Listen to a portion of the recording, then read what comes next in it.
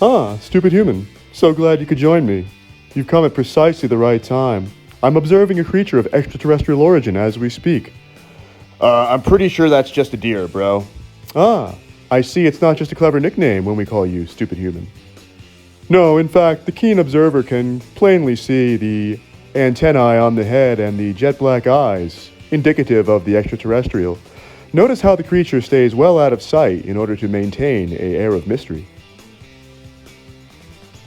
Well, look, bro, I'm sure you won't believe me, but I'm pretty sure what you're referring to as antennae are just his ears, and their eyes just happen to be a blackish color. I don't think that's indicative of being extraterrestrials. As far as him staying well out of sight, well, they're just skittish by nature. They're, hunted half of the year, and I mean, he probably sees me in the window, and also you, and you're making some pretty aggressive motions there, so of course he'd be freaked out. Ah, yes, those are common misconceptions amongst the mainstream, and nothing I wouldn't expect from someone who goes around referring to himself as stupid human. Well, geez, I don't actually think of myself as a stupid human. It's just a YouTube shtick, I mean, it's just something goofy that I call myself to be a foil for you guys in these videos.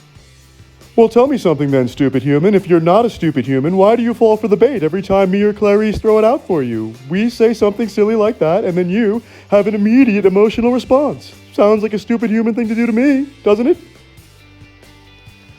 Well, yeah, I guess you got a point. I do get pretty defensive over it pretty quickly. All right, so let me play devil's advocate here. Assuming this is an extraterrestrial, what do we call this creature? Well, it's what you in the mainstream would refer to as a deer. But it's my belief that what we are actually observing here is some sort of lizard person who has mastered some sort of cloaking technology and is using that cloaking technology to create something of an illusion in our minds to make us believe that we're just looking at a common deer. Okay, I gotta tell you, bro, that sounds pretty far-fetched, but I gotta give you credit. For a cat, that is really creative, and whether I believe in all of that or not, I'm impressed just with what you came up with, and it is very exciting stuff for the imagination, I have to admit. So elusive, the being will just not stay in my field of vision.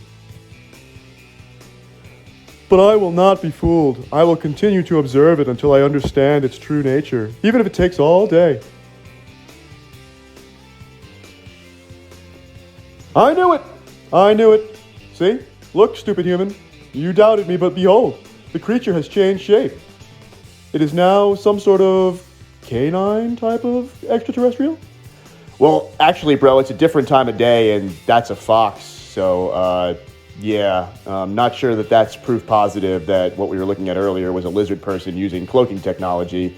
But I do have to say, you're pretty good at spotting wildlife.